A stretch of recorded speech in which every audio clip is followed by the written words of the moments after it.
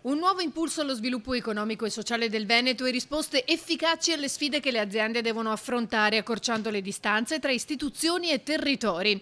Sono gli obiettivi del roadshow di CDP e Confindustria insieme per il futuro delle imprese, che ha fatto tappa a Venezia dopo Roma, Cagliari, Bologna, Firenze, Bari, Torino e Napoli. Dobbiamo lavorare perché le imprese devono fare quel salto che oggi lo richiede il mercato, quindi di crescita, di anche rafforzare patrimonialmente le aziende, perché solo così si riesce ad affrontare quegli investimenti legati all'innovazione che oggi sono richiesti. Lo scenario internazionale non aiuta, ma il mondo imprenditoriale veneto è pronto a rimboccarsi le maniche. Sono tutte situazioni che preoccupano, che non ci consentono di stare tranquilli, per cui ancora una volta dobbiamo pensare a uno sviluppo delle nostre imprese che sia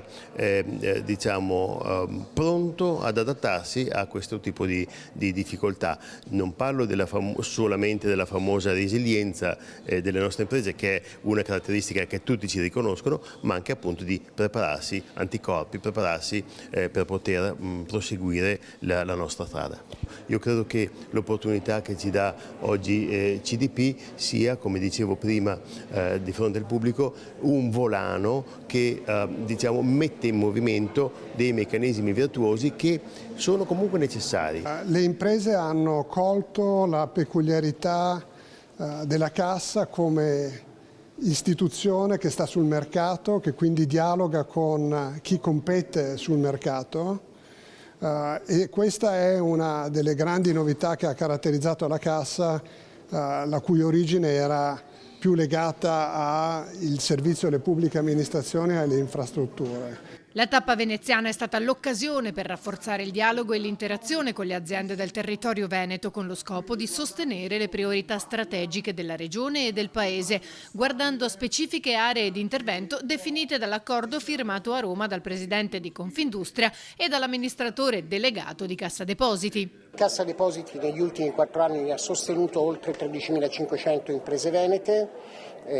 con circa 5,6 miliardi di euro e ha sostenuto 250 amministrazioni locali. Cassa si è evoluta, le necessità delle imprese anche sono cambiate visto lo scenario geopolitico internazionale. Oggi spieghiamo quello che Cassa può fare anche per le imprese piccole o medio-piccole, perché abbiamo modificato il nostro modo di lavorare e possiamo finanziare in maniera diretta anche queste imprese. E in più possiamo lavorare in maniera sistemica aiutando le imprese venete, che da sempre hanno una forte vocazione all'export, ad essere ancora più presenti sui mercati internazionali.